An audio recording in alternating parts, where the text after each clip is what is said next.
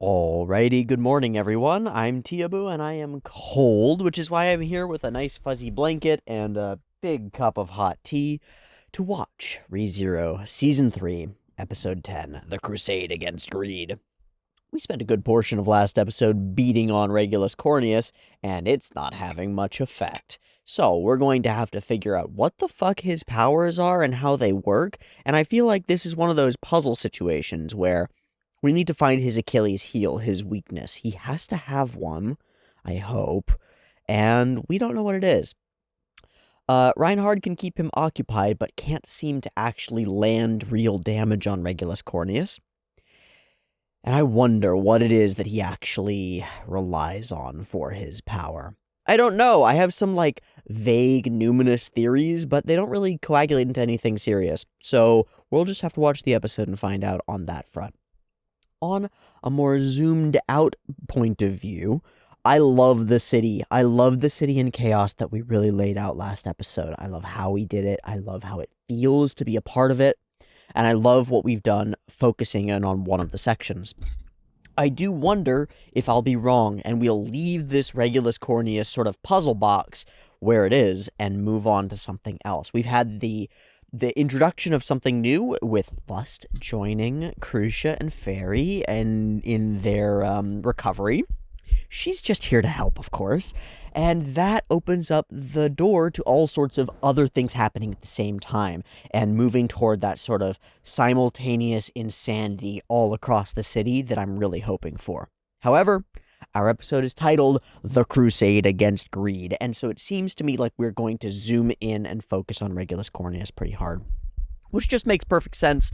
We need him out of the way in order to get Amelia in our fold again, back in the picture.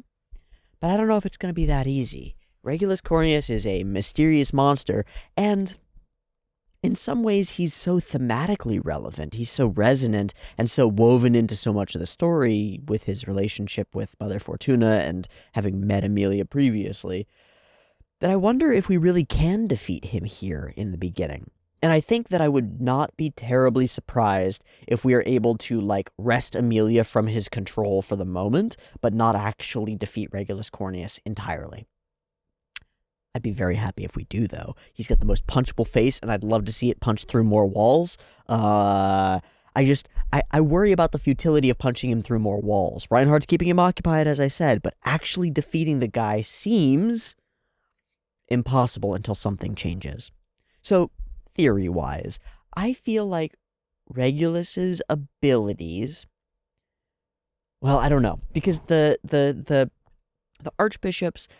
It's hard for me to determine exactly what it is about their abilities and their meaning or aesthetic sense that kind of gel together. It's interesting, and I kind of like it over something where it's like, the Archbishop of Love, her ability is to make you fall in love with her, and the Archbishop of Greed, he is really greedy. It's like, that would be really dumb, so having them be mysterious and interesting is cool, but I want there to be some kind of connective tissue, some kind of thread. I can, in my mind, I can produce the canonical interpretation that the reaching black shadow hands that are envy are, you're reaching out for the things that you're envious for, grasping at stuff, right? Envy is this need to contain, need to have everything sort of held, and it's specific to, when somebody else has it. Greed is this, more generalized, I need everything. And that's not what Regulus Corneus' power seems to be. Our power writing is at least slightly, if not much, more interesting than that. So what is it, and is there a wrinkle or an element of it that does tie into his name, to his, the words that we use to describe him? And my stab at it, my best guess, is this. A familiar trope to me is the idea of powerful creatures or entities, deities even, whose power is directly proportional to the number and quality of worshippers who believe in that deity. That is, literally believing something to be true makes it true. I wonder, given greed's desire to, as a word, not necessarily in the show, to accumulate things, it would be really, I think, thematically resonant for the things accumulated to be what grants the greed holder power. Like a dragon whose real magic ability is created by the amount of gold and gems in their hoard. Not a trope that I've actually ever seen in dragons that I can think of, but now I kind of want to make it a trope in dragons. Maybe it is one. Maybe I've read it somewhere else and I've just forgotten. Totally fair. That would be really cool if you get more powerful as a dragon literally by having treasure. Something about that's really fucking cool. I need to, like, write that down. Like, what if you feed off just being near gold? That's cool. That's a cool idea. Not what we're talking about here. We're talking about the wives as gold. Or something like it. The reason that I'm thinking about this is because of the way that every interaction with Regulus Corneus goes when you're, like, a normal person. You run into him, and he gets, like, upset. And sometimes you literally run into him. He gets upset that you've done something that he judges as being wrong. And then he kind of starts to get crazier until you agree with his worldview, until you accept his worldview and apologize within it. His power rises from compelling people via fear of retribution, not necessarily actual agreement with the thing that he's dealing with. And in this way, he reminds me of social regimes that rely on conformity, preemptive conformity, let's say, on, like, not stepping out of line, not being the poppy that grows too high because it gets cut off, on this set of tendencies to not speak up in the face of someone who is emphatic and powerful and has the ability to harm you if you disagree with them. There's this enforcement, this compulsion around fearing him and believing that he actually has the capacity to kill you in response, right? So, like, Subaru runs into Regulus Corneus, and Regulus Corneus goes, He makes this fucking face, right? He's like, and he's like, how dare you? Don't you get it? You've done this terrible thing that's so mean. And he keeps escalating right up until the point that Subaru goes, oh yes, you're so right, I'm so sorry. At which point, you've acquiesced to his worldview, and everything's kind of fine there. As long as you're in line, it's fine, because he can control you. He's like, you're predictable. But we've never seen what happens if you just ignore him. Right? And to the point that it's unclear to me whether he has any actual power over you. We know that he has the power to divide you in half or, like, split your body into pieces, and however that works based on his mechanics of his power, I don't really care about. It's cool, maybe we'll find out. But, like, we've never just denied him the power over your mind, the power over your expectations and like, your perspective on events. We've never denied him that, and it's giving him that seems like the most powerful thing that Regulus Corneus is given. So, when we enter into this church filled with a bunch of young women, all of whom, despite seeing Reinhard, the Sword Saint, and all this shit, their faith, their, like, dark faith, is so strong in Regulus Corneus. They believe that he is the unstoppable deific hellboy of god tierness and whatever, right? And he'll never be defeated by anything because he couldn't ever be. Does that belief make it true? That's my guess. That's my guess, is that without people to bolster his insane beliefs about himself, they're not true. That's my guess. Like the emperor without clothes, he actually has no clothes, but everyone acts like it, and so it's fine, right?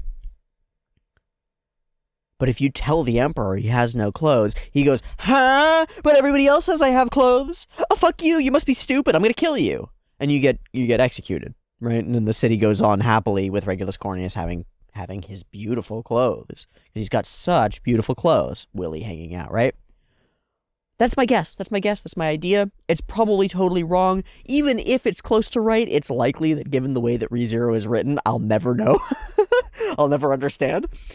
I'm looking forward to finding out what the actual truth is here about Regulus Corneus, and more than anything, I'm really just looking forward to getting back into the cool cityscape and the events that are really occurring, and seeing how Reinhard fights down this bastard, and seeing what cool things Subaru says to be all cool at the end, and getting some reunion between our characters. Meanwhile, we've got a Van Astria versus Van Astria battle. We've got Multi-Arms McGee versus... Sorry, that got me. Versus Gorgeous Tiger, and a whole bunch of other things going on in other places. The city is in chaos. The world is erupting.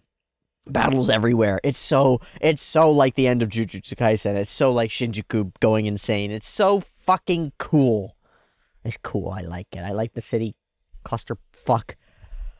I'm really scared for Fairy and Crucia.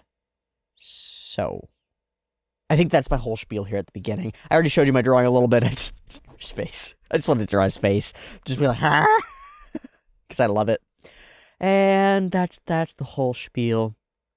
She's really scary. We're gonna get more weird dragon goop. I wonder, I was wondering, because I was thinking about authorities and trying to compare them and figure out how they work. I wonder what the dragon's authority really is, because we know that her dragon blood is a thing, but is that her authority as an archbishop, or is that just a thing because she's a dragon? I don't know. A lot of cool questions here in this portion of ReZero, and I'm looking forward to diving into the episode and actually getting some answers for them. So I'm going to shut up now, and we're going to watch the episode. I've got episode 10. I've got episode 10 up and ready to go. It is sitting at 0 seconds. There will be 2 versions, picture-in-picture in the description, timer on YouTube, beep-beep timer to count you down with early access on the Patreon. Let's go.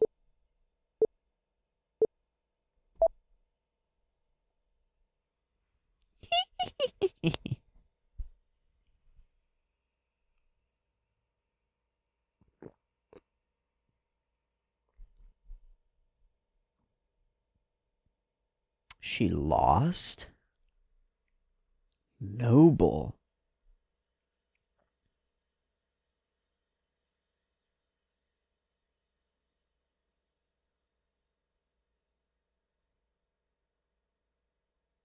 It's not gonna work.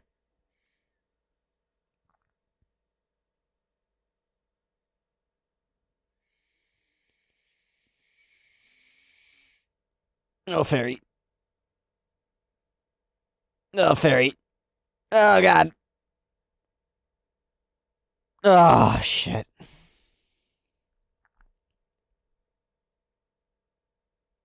Psychological warfare.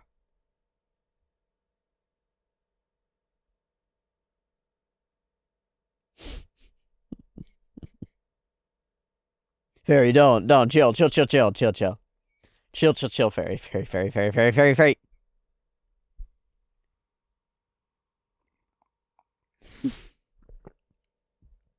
Ah, darn. Fairy, no.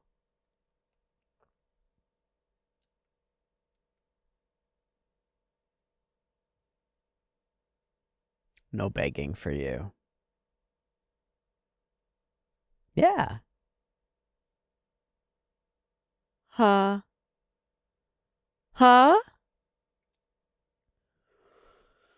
Whoa. Wait, who's that? Is that Anastasia?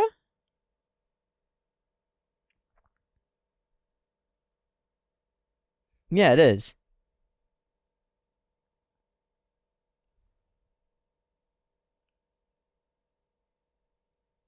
What's up? She put herself in the line of fucking fire. I'm so surprised. Holy shit. We set a trap for lust?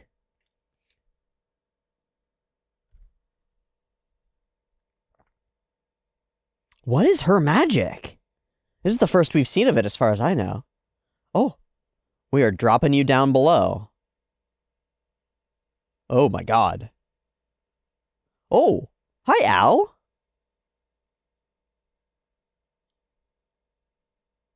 Eh?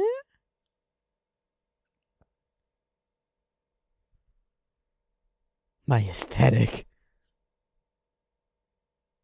We've never seen Al fight.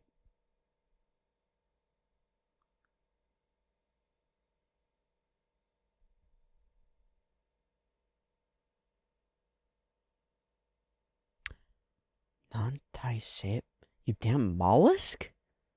What? What? What? What? Is it because she's got like the weird shell things on her back? That's gotta be what it is. That's so. What?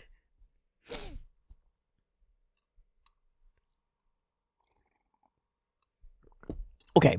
On my internal list, I would never think that Al could handle that thing. But Anastasia sure does. That's weird.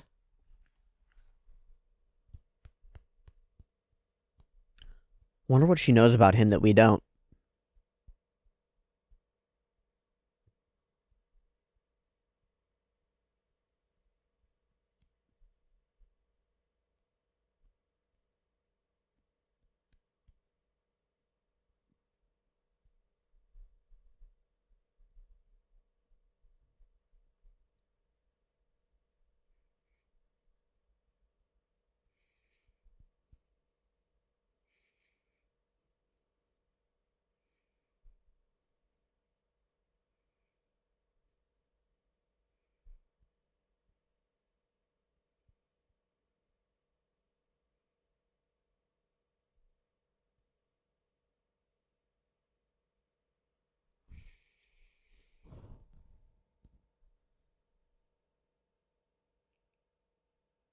Yeah.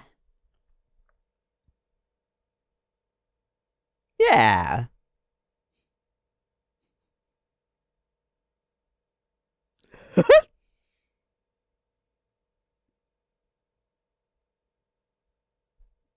He doesn't. He's just occupying you. Yes. Yes. Yes, I do.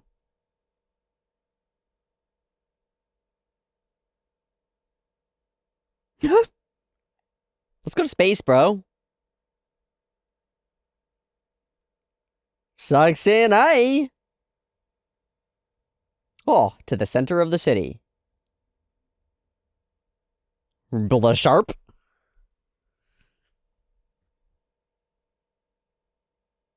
What the fuck?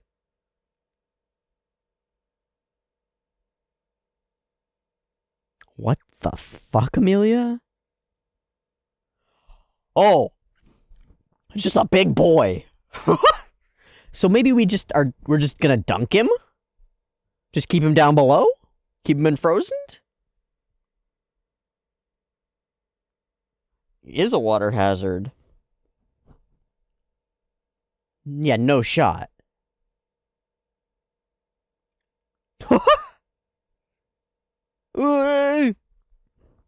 I, there was a moment of floatiness there, and it was great. It was great. No, you haven't. Do you really think that this is a matter of...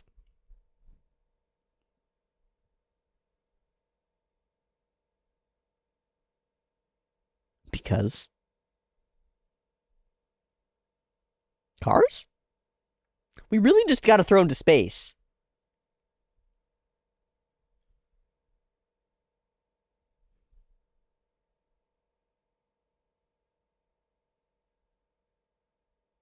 Huh? Huh?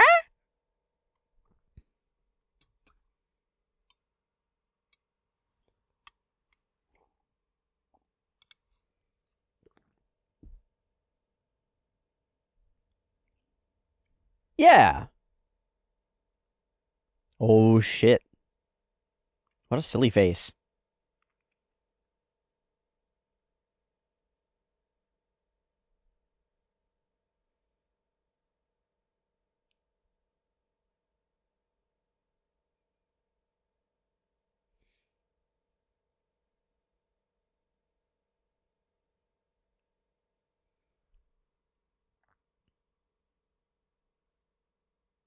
I'm sorry.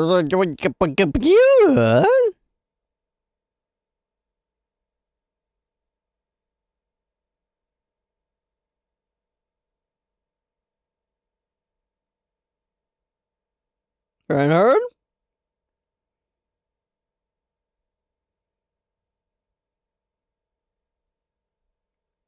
Oh, shit.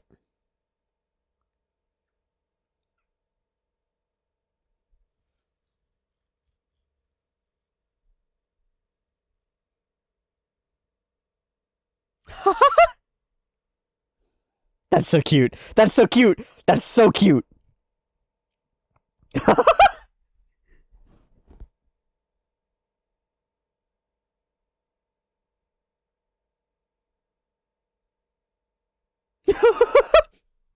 That's so scary. Good. People who have the mistaken idea that they're special. This is so much fun.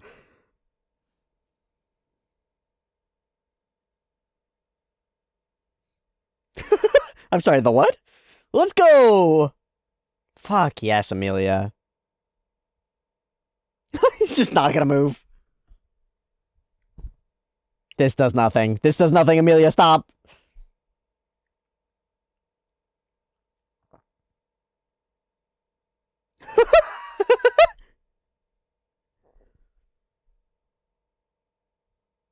Yeah, I don't want to, you dingo! But to him, that's like the only insult that he has. The bridge. Okay. Spirit. Whee! Woo! This is like so silly slapstick for the most monstrous battle.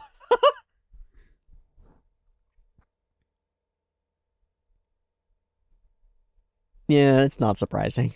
K and K.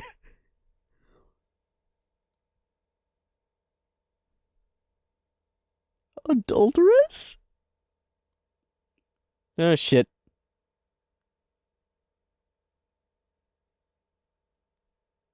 Reinhard? Hi, buddy. Oh, fuck. Eh?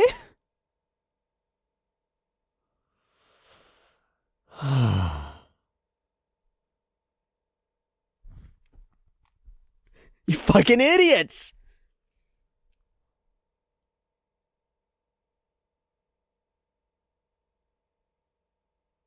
Just chucking chunks of water at us. Eh?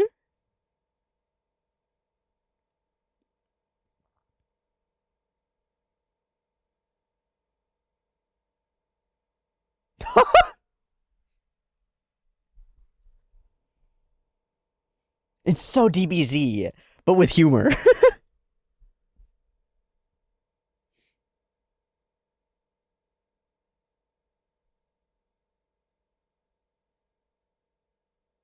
But she doesn't know either.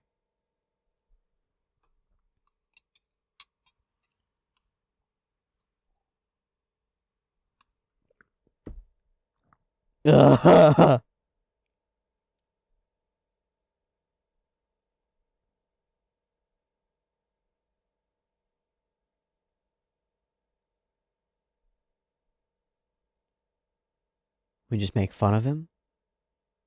Oh! Ah!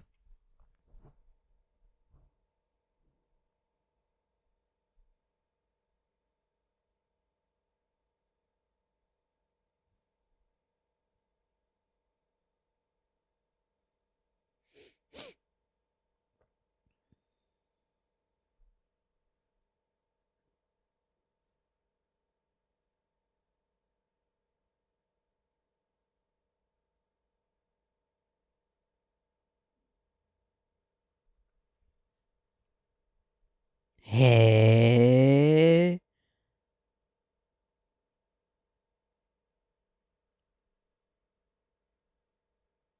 Find out if his heart is beating.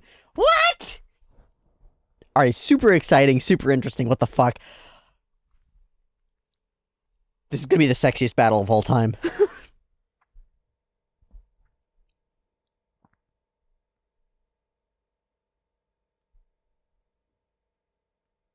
I don't know about that, Liliana. Maybe she's fine. She seems nice. Oh.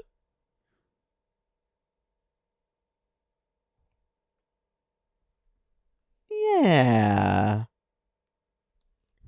Yeah. Yeah. Oh shit. Uh-oh. It's gonna turn, it's gonna turn, it's gonna turn. No, Liliana, no, no, no, no, no, no, no, no. Priscilla, slap her.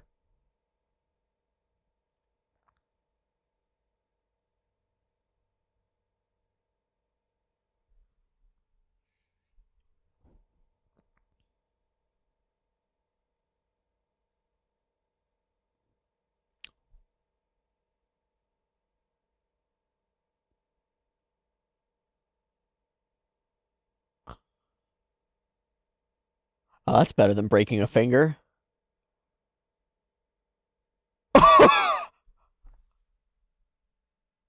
I mean, I know that we were building a little ship there for funsies, but what the fuck?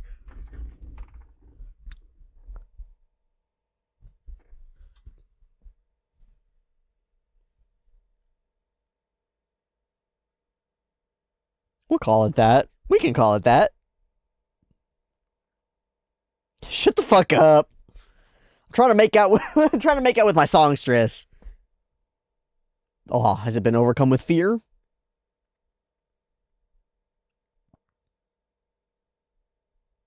Overcome with fear.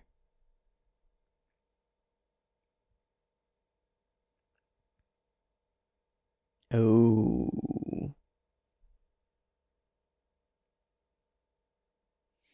Hostages. Can you kiss them all?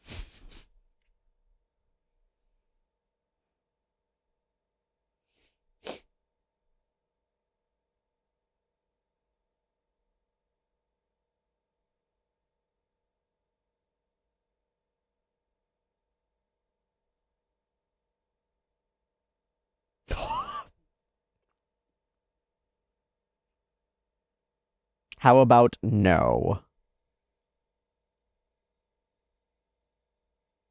I wouldn't be sure about that, Priscilla.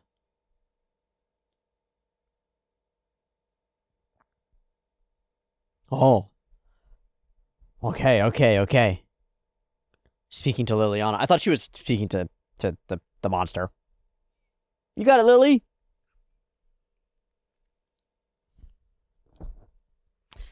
I've certainly never seen Priscilla's type. Holy shit.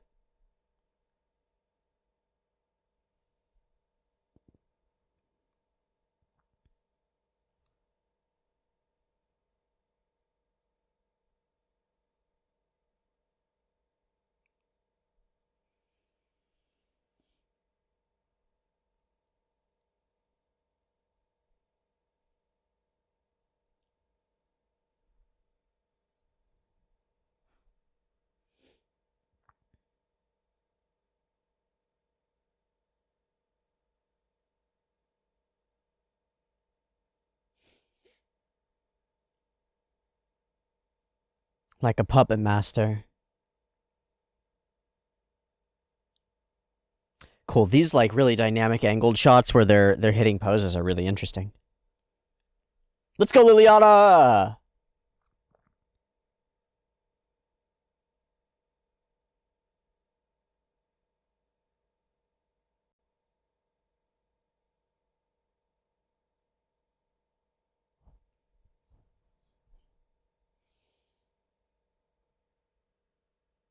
Hmm.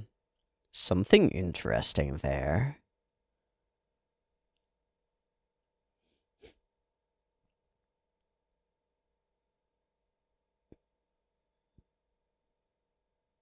If I gave up believing it impossible, it's like she's got this mission. That's so crazy because I believe that.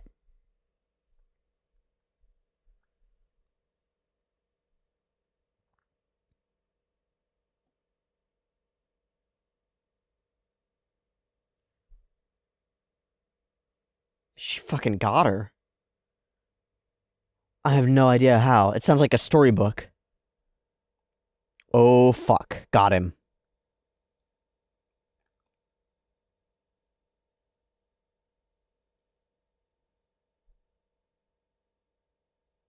There's his Boku no Kokoro.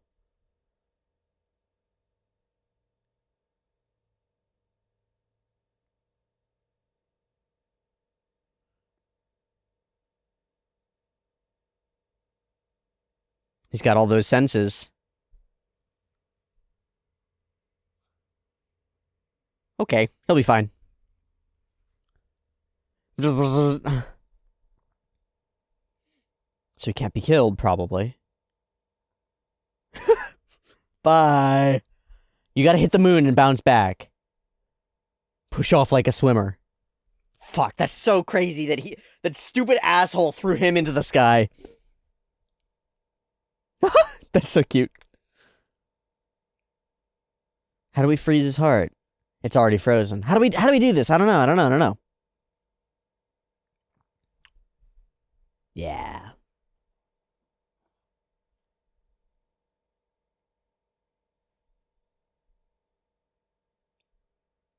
Hey. You're about to lose. He does love his rights.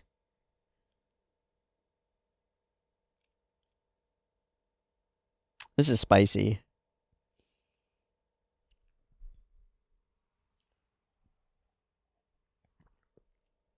Impossible. Impossible. Aw, fucking hell, Subaru. Stop being so cute.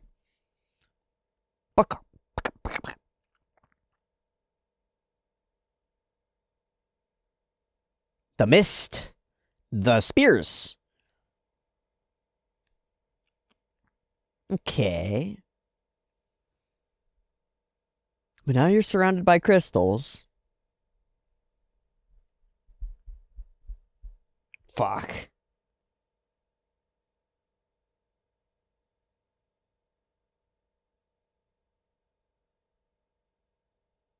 Yeah, what if he does? You're doing this angle. He's down below now. Yeah. You mean Amelia?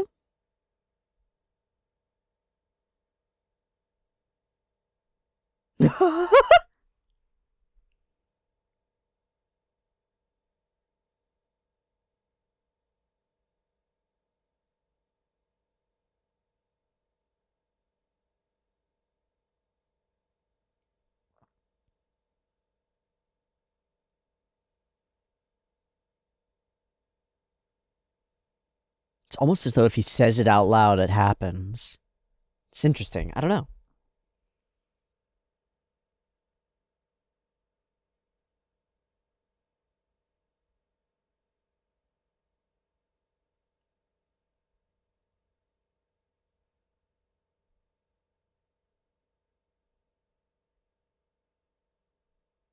Huh? Yeah, meaningless.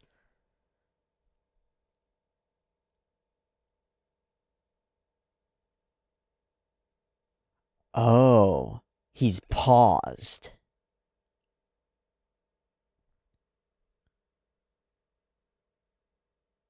So he's just frozen? Locked in? Can't be harmed? Then how do we unpause him? It's not what I thought. It's interesting.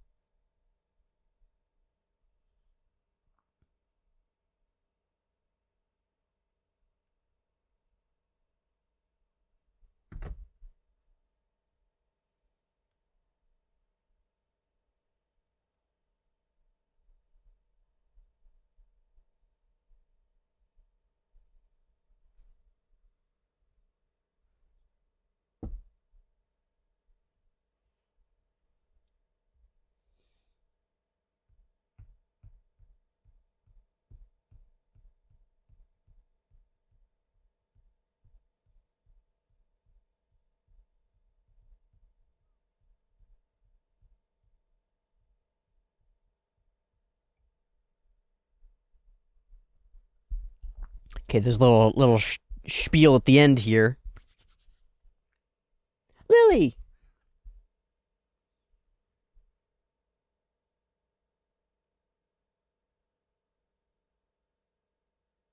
Are these all stories about her? That's my guess. Oh, fuck.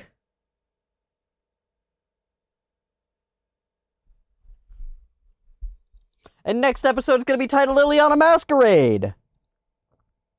Okay, if we were gonna keep on with the Regulus Corneus train directly, then I think I would probably jump into the next episode here. But if we're gonna transition and talk about Liliana Masquerade, then I think I'll call it. Because this Regulus Corneus thing is so intriguing. His heart is stopped. So Subaru has inferred from the fact that his heart is stopped, and from the context around it, which to me reads as like, Regulus is so confident that nothing will affect him, that nothing will change him, that all these attacks will be futile completely. Because through some degree of like causality, like reality shifting bullshit, he's frozen. He's like stuck as such. So he doesn't age, he doesn't change, nothing changes. So it's a part, I guess Subaru infers it a little bit because he wants his wives to stay all the same, stay exactly the same, and be virginal and perfect and like exactly as it is. But then also with this idea that he has that he's perfect. That's a part of the wrinkle, is that Regulus thinks of himself as truly, genuinely perfect, and so to change would be like to die, would be bad, to age, crazy. That's interesting. It's interesting. I wonder. I wonder what that is in fullness. Like, I still feel like I've gotten a little batch of guesses about it as opposed to really understanding the whole thing. That's interesting. Oh, man, what acting from Fairy, now that we know what it actually is. What a fucking sequence from Fairy. Obviously, it's an anime, right? It's an animated character. We can have the character act as well as we want to. But holy shit, I really believed in this whole scene. Very cool. Very fucked up. Very spooky. And very fucking awesome that Anastasia Hoshin is pretending to be Crucia to bring in the bad and throw her down below to where Al is waiting? Like, what? Fascinating. Not happening. Don't worry, my aesthetic ain't gonna show you no mercy anyway. You better get your ass out of here before I die, you damned mollusk. What? What? I have no idea. Battling across the city is awesome. Our cityscape and some of these effects sequences are really neat. Enormous sequence from Amelia, and I love the way that these spirals look as they're all moving through. However, this is the one that really stands out the most to me as looking cool, and the ones in the future just kind of feel like big CG blobs of water, which I could take or leave. The motion of the characters around those CG blobs of water is fun and good, though, and they don't look bad or anything like that. I just am poignantly aware when we jump to CG and then away. Similarly, when Wrath whips her like chain blades around, there's one sequence where there's CG and a bunch of sequences where they aren't, and it looks distinct. It looks different. Don't really mind particularly, but it's noticeable. Golly, there's a lot of action animation in this episode. It's been on the rise throughout ReZero, throughout this section, but like this cut is partially on ones and is neat. It's really neat looking. Oh, and it's followed up right immediately by the floaty cut. You know, where there's just this section right here, bing, bing, bing, bing, bing, bing, bing, where Reinhard's like motion, just because of the way that we're doing frame by frame, there's no way to accurately match it to the motion, the smooth movement of the camera across the background. You really can't do it. So inevitably, it's going to look a little bit floaty unless you spend a lot of time trying to make it perfect. And they didn't, which is fine. They probably tried really hard. It still looks really good. But there's this like floaty element to it, and I actually really like it. So strange because it's not right, but it adds to the sort of god tier of the battle that's going on. there's something really silly about Reinhard and Regulus smashing into each other, is that both of them kind of are immortal. It's kind of like watching two stainless steel marbles smack into each other, or two Beyblades. Like, they slap into each other and then they careen off in different directions, and they're bound to crash back into each other again. But neither of them is really damaging the other. They're just sort of boing, boing. And there's something silly about that is captured in the flow of the action that I almost wish was turned up. I almost wish it was played up for absurdity. Not to the point where we're putting weird sproing sound effects when the characters attack each other, but close, but close, and it could be really fun and silly. I'm glad that we don't. I don't actually want that, but I had to mention it because it's a moment that normally I think animators and people who talk about animation would be like, that's not good. That's not weighty, it's floaty, it's dumb. And I look at it, I'm like, that's perfect. That's exactly how it should be for this sequence. I wouldn't want it any other way. Ah, you never listen, do you? I am a perfect, complete individual. No one as fulfilled as I. Well, if you are fulfilled, then take better care of your fucking wives. She finally says, I hate you. And it actually gets his face going. Yeah, we get a silly, like he can't stomach it. He can't stomach it. Fascinating. And then this leads us into enormous water. So angry. Pretty cool in a sense. I'm not exactly sure what it looks like he just makes it rain on them, but I guess it's terrifying. And this leads us into our ice skating sequence.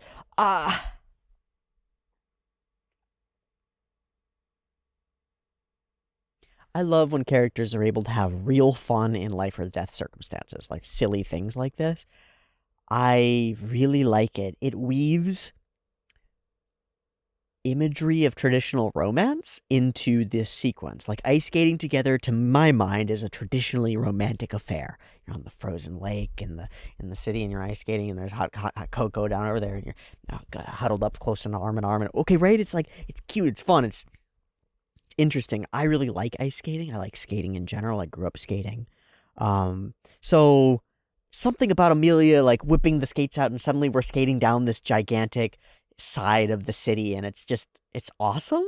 I think it's really cute and fun and wholesome and cool when we're running away from this, like, abusive monster, to have some joy and levity in our core relationship.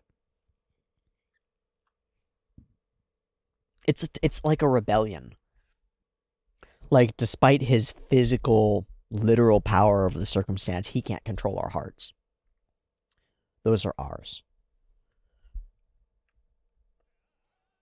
So we whip down and we skate down the mountain. I mean, it looks awesome. It feels cool. So awesome, so smart, so cute. Shh.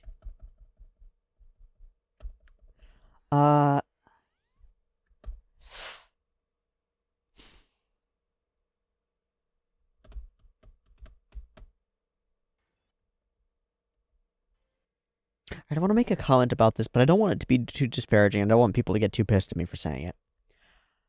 I get that the frame is that Regulus Cornelius is undefeatable. He's legit. He's like an iron statue. No hurting him. And so Amelia's actions here are going to be futile no matter what. Something about the way that we draw her attacking makes it feel to me like we're being like, oh, little Amelia, little girl can't kill the big guy. There's an element of sexualization to it. Or like, I don't know. The way she fights is really gendered in this moment, and sexualizes her really heavily. And that, combined with the futility of it, and the fact that she hits him in the nuts, makes this scene feel really silly to me. In kind of like a, huh? What are we doing here kind of a way. I'm not trying to, like, critique it real deep or anything like that, but let me just point out, we hit him in the nuts, right? And we pull back and we really focus on her breasts moving up. And then we really focus on her butt sticking out when she attacks. It's like all these little things happen where she's just like, eh. And it feels like we're just trying to make Amelia feel small when we've done a lot of really good work over the course of the show to make her feel big and powerful. This makes her, it like, combining the futility of this with the sexualization of the character makes it be like, in my mind, it glues together as she can't succeed because she's a girl. Stupid girl trying to fight a boy. That feels weird to me. Maybe I'm reading it super wrong. I don't fucking know. It just feels strange. But then it's followed up by, it's all in the midst of this really silly sequence where he's like Terminator floating toward them on the ice and like telling them how stupid they are, and we're like fighting him back. It's chaos and it's silly. It's just that the tone of that moment took me out of it for a second. Have you no dignity as a woman? So scary. All right, so we set up a little thing, bash him into a wall, and talk it through. Where's this weak point? Don't worry, you'll never find one. And then we battle it out with Reinhard. Amazing Regulus faces all throughout. A hint. Small king. Little king. Little king. So how does he connect the little king to the frozenness? Yeah, without directly spoiling it, I'm not going to know. So would somebody let me know, is there like a specific story about a little king who's frozen in time or something like that? Or what? Because I'm not exactly sure how Subaru gels this idea together. Just don't know. Touched by something made of nothing. He's not really kind of there. He's frozen. Just by speaking with her, just by letting her into your heart, she warps you. And by letting Priscilla's tongue into your mouth, she unwarps you. Awesome. What a fucking thing. ReZero has not been this spicy before. It's getting pretty spicy. I'm a fan, hugely. Like, holy shit. That's hot. But it's also so fucking silly. And then there's the story. Iris and the King of Thorns? The Prince of Thorns? Is that a story about her? I wonder. We don't get to know. I love how different the tone of this feels just because of the weird lighting that's coming off of the building in the background. That's really cool. And I love... Gosh, I freaking love her. Sirius Romane Conti is so strange, so creepy, and so, like, into it. She wants this. She wants this battle. Whatever comes to be, she wants to be a part of it and to manipulate you and change your mind and stuff. That's cool. Here's that CG sequence of the chains that I mentioned. You can just tell. Whippity whippity whip. It's fine.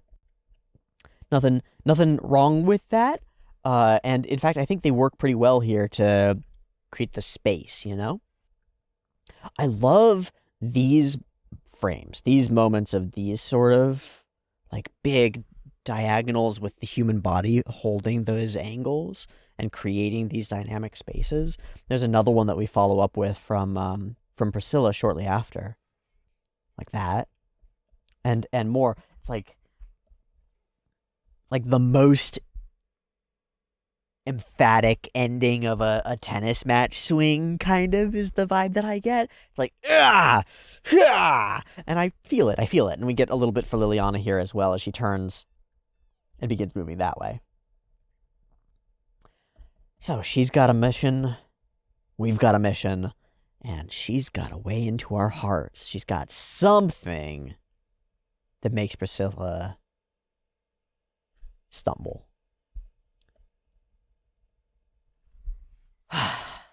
I'm so fascinated by Sirius Romane Conti because so much of her ideal I agree with and is, to me, relevant to the core ideas of the show of ReZero.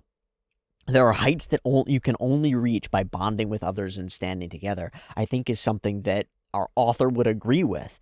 And so I wonder how Sirius Romane Conti has been written to be like a foil to that, to mess with it, because it's still, I haven't wrapped my head around it in the way that I absolutely had not wrapped my head around Regulus Corneus, and still to some extent have not. I don't understand Romane Conti. There are heights that you can only reach by bonding with others and standing together. I've never encountered someone so stubborn.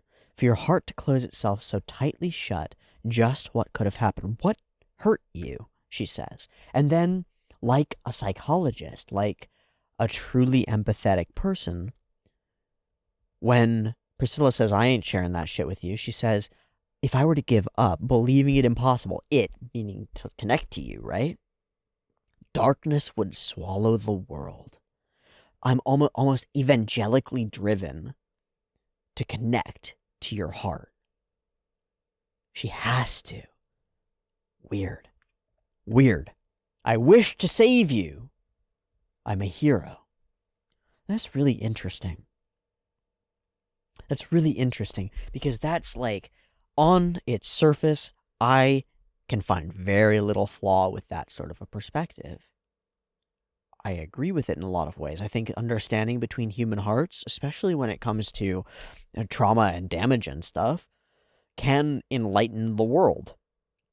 But to flip it like this, to say that if I were to give up, it's not about your choice. If I gave up, darkness would swallow the world, puts like a bigger thing on it. It's like, I am driven to this by powers greater than me, and if I don't succeed, the world will end. Like she actually believes this in like an apocalyptic sense. But I would believe it on a purely metaphorical sense. Like, if I were to give up trying to connect to other people's hearts and understand their pain, the world would be darker. Vibes. But if I were to give that up, the world would not end. I wish to save you. Have you mistaken the act of concealing weakness for strength? Another really strong line. Something that a lot of people do. Hugely. We have words for it. We have a bunch, right? The act of concealing weakness is not strength, but in a lot of places, in a lot of ways, it is seen as such. And might nail Priscilla. Might be right on. But the counterpoint is, there are heights that you can only reach by bonding with others and standing together. Entirely reasonable. Hiding your weakness is not strength. You must connect to others, bond with them, and stand together. Like, hand-in-hand singing, we will S2CA Triburst, and we'll fucking save the world from noise. This is simple gear. We all know this. This is simple. And Priscilla calls them shameless prattle about delusions. Iris and the King of Thorns. Shock. Got her. What the fuck? Don't know. We've caught him.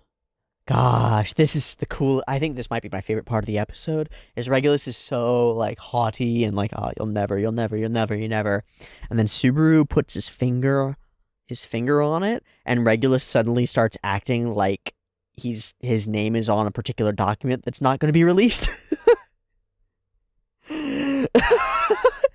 And he's like, huh? That's definitely not true. Like, the whole time he's like, you'll never touch me. You have no power. No ability to... the fuck did you say? Now we're shutting that down. We're shutting that right down. Fucking awesome. Fucking awesome. When the abuser is caught and you've turned your focus away, now Reinhard's got you. And he has fully dropped the act, too. He's like, no more play. I'm not fucking around. This is for real. Because we've gotten close to it. We've gotten close to his secret truth, to the real, like the grain of sand at the center of the pearl, the irritant. This is cool. I think it speaks to a truth about deep narcissists, that there's some squiggle of damage at the center, at the core, a fractured sense of self around which is built layer by layer, like a pearl around a grain of sand, is built the shining persona, the false self that the narcissist must continue to believe in order to stay like safe inside their own mind. It's also, I mean, I say narcissist because that's what's most fitting here for him, but in truth, I think it's more accurate if I were to lean on healing the shame that binds you and the shame-bound self, which in some cases can exhibit itself as the narcissistic self. But like, you start with a person, you hit them with a little damage, just the right damage at a core sense of self-orienter, a piece of the deep genetic code. You just fold it wrong. You just fold that piece wrong, and then it folds every piece, like a protein that folds wrong. It folds every piece of their personality wrong like that. And it's like you're not good enough and nobody will love you. And we give you that, and then we build layers around it so you never have to touch that again. Because when you touch that button, that broken nerve at the center of your being, it like shatters you. It shatters you. It's like you get damaged like that when you're 7, you know? You get damaged like that when you're 7 and you learn nobody's ever going to love me. I'm not good enough. And you learn it because you drew a house, right, out of crayons with like mommy and daddy holding hands, and you went over to dad's desk and were like, Dad, let me show you. And he was like, not now, kid, I don't care. And you learned that you're not good enough. And that's you forever now. Good luck. Good luck. Have fun. Usually it's something more dramatic than that, but that's a solid standard example for building a little piece of brokenness, a little piece of shame. And if we don't ameliorate that, we can build layers around it. Layer. And you need those layers to be the opposite, to interact in opposition with that idea. So those layers are like, no, I am good enough. In fact, I'm great. In fact, I'm excellent. In fact, I'm the best that there's ever been. In fact, nobody has ever been better than me at anything, and I'm the greatest that there's ever been. And here's our narcissistic bubble. And it's a really strong bubble. Like, reality will bounce off of it. Truth will slide off of it. People like this will like enter an art competition and put their stuff forward, and they'll lose and they'll get criticism, and they'll come out of the other end of that criticism and of losing thinking that the other person cheated and everyone's against them because of some other factor, because they can't believe the core truth that they're not good enough. Even if believing that on this particular thing would like open their life up and enable them to find who they really are and stuff, that root of damage is so spicy. So spicy. It's so broken. It's so painful that getting anywhere near it, we have to push that away. And so there's an explosion when you actually do get close to it. There's an eruption of all the need to not believe it, and all of the self that really does know that it's true. That really does know that it's true, that exists in this constant semi-conscious denial of it. It all erupts out and has to fucking like shove that shit back down and put it back away so we can get back to a normal where things aren't fucked, where that damage and that pain isn't in front of me anymore, you know? So with Regulus, it's like, it's weird, it's ethereal, it's fake because he's beyond, he's a character, he's bigger than this. But we poke at it, we just have to get close to it. Just close enough that he thinks he'll be caught and he reacts.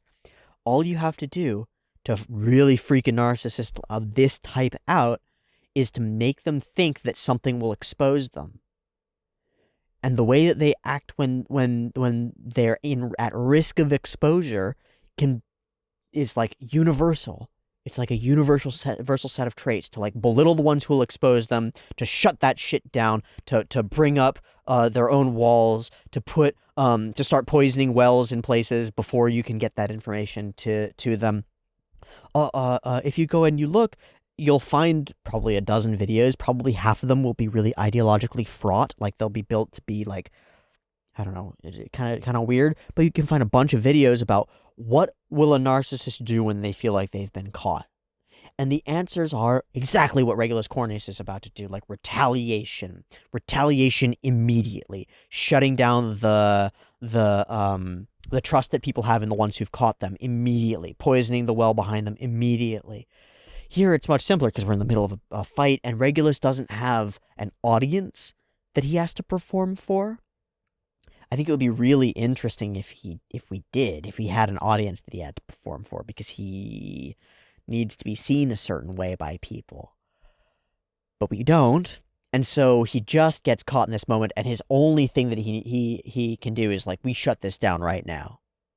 We're fighting, he's fighting them, and every time he fails to kill them outright, he can justify that in his own mind as like, well, I'm not really trying, right? But they push the button, he's like, dead, all you guys have to die now, I don't care. Threatening my sense of self is a violation of my rights. Not acceptable. It's really cool. I was only playing with you. I have limits, but Reinhard has got him. Ding! Ha! It won't matter. And so we get another step further into it. It's like, even if you know the truth, it won't matter. I'm going to get rid of you. Bye. Man, I wish we'd done this to him at the beginning just to get him out of here. Reinhard to the sky. It's perfect. Sorry, it might take me some time to return. Thanks, Reinhard. Good job. So we do a secret plan in perfectly re-zero-y ways. We've got you backed into a corner. I love how he says, I have a right to hear it. Like, what? What's happening? What's happening? It's gonna aggravate you to death, isn't it? Aw, we get real cuteness. Real cuteness. Throw some ice at him. Don't worry, I know the truth. You're just desperate to change the subject. The true nature is pressing the start button in the middle of playing a game. Which, I guess he means a game that pauses by pressing start, yes? Or we could call it Lion's Heart, which is the name of the star. The ability to stop time for your own body. How does the rest of it work? His power over stuff, like moving things around and stuff? I don't fucking know. But his core authority is the ability to freeze his own body. Like to completely remove it from causality? That's what I think it means. To fully pull himself out. So no matter what you do, no matter how you attack or what you do, nothing.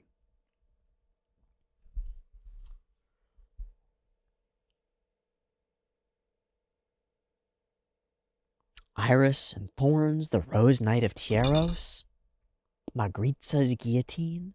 The first two have thorns and roses built into them, implying to me that Priscilla is the character from those stories, is my guess. That she is a female knight of some kind, who has a history, perhaps a dark one. But I don't know. We'll have to find out when we find out. I'm very excited too. You need to die. It's somewhat similar to poking Regulus corneus right where it hurts.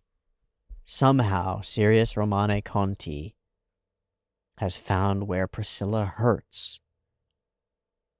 And now it's time for her to die. In the meantime, Liliana Masquerade is going to sing a little song and try to save some people. Awesome. Thanks for watching this week's episode of ReZero. I hope you enjoyed it, and I'll catch you next time for more. This was cool. I'm glad that we're beating down Regulus corneus. He really deserves it. He sucks. Yeah. Looks like next week we'll probably be focused on the Romani Conti fight. I wonder if we'll do this sort of like setup and then bring things forward to like a climactic point and then move to the next one. And I wonder if we'll do that across the board and then do like an episode where things cross over the threshold and like we start winning. We actually like make defeats and stuff. I don't know. Or if we'll simply cycle through them. I don't know. There are a lot of things that can be done, and that's part of the real cool intrigue of this setup that I've been so heavily praising, is that with so much in action at any point, we can turn the camera anywhere and watch something really interesting play out. So we watched the first portion of this battle with Regulus corneus play out, and now we turn over and get the introduction to the battle of Sirius Romane Conti and Priscilla. And will we spend our time next episode in that portion and then get an introduction to another fight at the end of it? Will we weave it in with the previous one that we've been getting? I don't know, but it feels like a clever way to mix and match things and get a bunch of moving pieces moving all at once. I like it. And I like this episode. Not my favorite ever, but certainly good. That's about it. Thanks so much for watching me watch this one. I'll see you next time for more. Much love. Peace.